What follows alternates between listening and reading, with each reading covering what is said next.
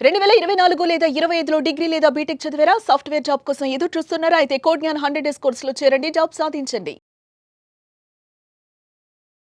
Sir freshers అయినా సరే, లేదంటే ఈవెన్ కెరీర్ గ్యాప్ వచ్చినటువంటి వాళ్ళైనా సరే, కొన్నిసార్లు కంటిన్యూస్‌గా కొన్ని కంపెనీస్‌కి అప్లై చేస్తూనే ఉంటారు. అవును. చేసినా కూడా కొన్ని మిస్టేక్స్ వల్ల వీళ్ళకేంటంటే రీజన్ అర్థం కాదు. తెలియకుండానే వాళ్ళొక ఫెయిల్యూర్‌ని ఫేస్ చేస్తూ ఉంటారు. అవును. దాన్ని ఓవర్‌కమ్ చేయాలి అనంటే ఎలా అప్లై చేయాలి? ఎక్కడ మిస్టేక్ జరగకుండా చూసుకోవాలి? సో బేసిక్‌గా ఫ్రెషర్స్ ఎక్కువగా ఇలాంటివి చేస్తారండి. ఎందుకు అంటే ఓకే. జాబ్ నోటిఫికేషన్స్ పడుతున్నాయి. మనం అప్లై చేసేయాలి త్వరగా అన్న పాయింట్‌లో వాళ్ళకి కనిపించిన ప్రతి ఫ్రెషర్ జాబ్‌కి అప్లై చేస్తారనమాట. ఇక్కడ ఫస్ట్ థింగ్ అప్లై చేసే జాబ్ అసలు వాళ్ళకి రిలవెంటా కాదా అన్నది చెక్ చేసుకోవాలండి. అంటే అక్కడ సాఫ్ట్‌వేర్ జాబ్ అని కనిపించింది అనుకోండి.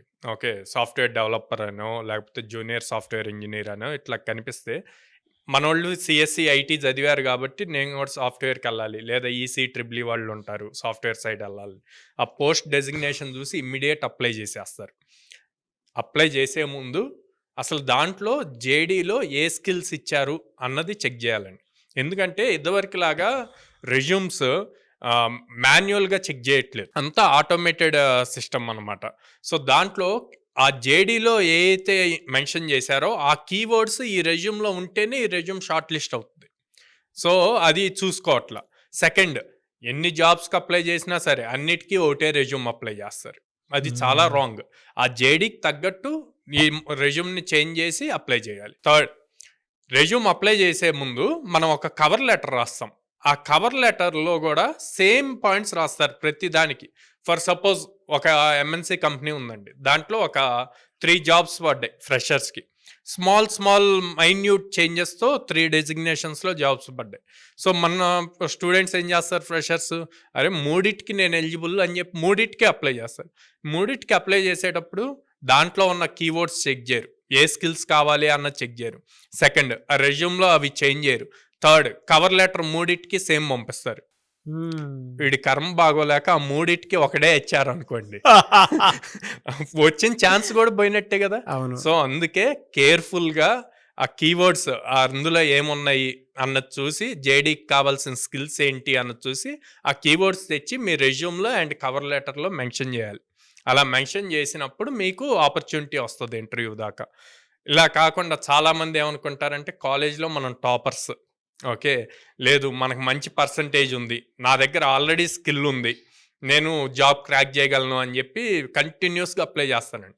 ఇప్పుడు నేను కొన్నాన్లో చాలామంది స్టూడెంట్స్ 50, 100, 150 జాబ్స్ వరకు అప్లై చేసి రాక అప్పుడు మన దగ్గరకు వచ్చి ప్రాపర్ మెంటరింగ్, గైడెన్స్ తీసుకొని జాబ్స్ క్రాక్ చేసిన వాళ్ళు ఉన్నారు. అవునా? యాహ్! ఎంత ఏ సాలరీ వరకు వెళ్లారు సార్? అలా 8 ఎల్‌పిఏ, శ్రావణ భార్గవి అని చెప్పి ఇంకా ఉన్నారండి. చాలా మంది ఉన్నారు. ఒకసారి చూద్దామండి. యాహ్! అంటే యాహ్! ఇలా షూర్, షూర్. ఓవర్‌కమ్ చేసిన వాళ్ళు ఎవరైతే యాహ్! ఉంటారో యాహ్! రెజ్యూమ్ అంటే అన్ని రకాలుగా గైడెన్స్ తీసుకొని. అవును. ఎన్ని డేస్ అయిందండి మీరు ఇక్కడ జాయిన్ అయ్యి? అప్రాక్సిమేట్లీ ఫోర్త్ మంత్ ఇది. 4 months లోనే జాబ్ క్రాక్ Yeah. చేశారు. ఏ కంపెనీలో వచ్చింది మీకు? Optum global solutions. Okay. Salary? 8.8. ఓహ్! Yeah. గ్రేట్. మంచి ప్యాకేజ్. Thank you. ఇక్కడ ఏంటంటే ఎప్పుడు వాళ్ళ వైపే చూడకుండా మన సైడ్ కూడా ఆలోచించుకోవాలి. ఎలాంటి వాళ్ళకి అష్యూరెన్స్ ఉండిద్ది అని అంటే ఇచ్చిన టాస్క్ ఇన్ టైంలో కంప్లీట్ చేసి ప్రాజెక్ట్స్ అవన్నీ మంచిగా బిల్డ్ చేసి ఎక్కడ ల్యాగ్ లేకుండా మంచిగా ఫ్లోలో వెళ్తూ ఉంటే వాళ్ళకి ఖచ్చితంగా ప్లేస్ అవుతారు. అందులో డౌట్ లేదనమాట. మనం ఊరికే క్లాస్లో విని కూర్చొని ఇంకేం చేయకుండా ప్రాక్టీస్ సెషన్స్కి అటెండ్ అవ్వకుండా మనకే వస్తుంది అన్న కాన్ఫిడెన్స్ ఉన్న వాళ్ళకి డౌటేనండి, చెప్పలేం. అలా కూర్చుంటే ఎవరికి రాదు కదా. మనం చేసే ప్రయత్నం అనేది మనం ఖచ్చితంగా చేయాలి. వీళ్ళు ఖచ్చితంగా సపోర్ట్ ఇస్తారు. Anyways fantastic sir. అంటే ట్రైనింగ్ అంటే ఆ విధంగా మీరు ప్రాక్టికాలిటీలోకి పిల్లల్ని తీసుకొని వెళ్ళి రియల్ టైమ్ ఎక్స్పీరియన్స్ చూపిస్తున్నారు కాబట్టి అంత గొప్ప రిజల్ట్ చూడగలుగుతారు. లేదండి. ఇప్పుడు మేమేమి కొత్త సబ్జెక్ట్ నేర్పించలేదండి. ఇప్పుడు మేము నేర్పించే ఫుల్ స్టాక్ అవ్వనివ్వండి, డేటా అనలిటిక్స్ అవ్వండి, ఇవన్నీ కూడా వాళ్ళు ఆల్రెడీ వాళ్ళ బీటెక్లో డిఫరెంట్ సెమిస్టర్స్లో డిఫరెంట్గా నేర్చుకున్నారు. వాటిని అన్నిటినీ తెచ్చి ఒకేసారి 4 months మనం కంప్లీట్ ప్రాక్టికల్ ట్రైనింగ్ ఇస్తున్నాం. కాలేజ్లో థియరీ నేర్చుకుంటారు, ఇక్కడ ప్రాక్టికల్ నేర్పిస్తున్నాము. ఈ ప్రాక్టికల్లో స్కిల్ ఎక్కువ నేర్చుకుంటారు కాబట్టి ప్లస్ రెజ్యూమ్ ఎలా ఉండాలి, లింక్డ్ఇన్ ప్రొఫైల్ ఎలా ఉండాలి, గిట్హబ్ ఎలా వాడాలి అన్నది నేర్పిస్తాం కాబట్టి ఈజీ అవుతుంది. చాలా మంది మిమ్మల్ని అప్రోచ్ అవుదాము అనుకునేటువంటి వాళ్ళు ఉంటారు. మీ దగ్గర ఉండేటువంటి బెనిఫిట్స్ అండ్ ఆపర్చునిటీస్ ఏంటి? సో మమ్మల్ని అప్రోచ్ అవ్వాలంటే స్క్రీన్ మీద కనిపిస్తున్న నెంబర్కి కాల్ చేయొచ్చండి. బెనిఫిట్స్ అంటారా?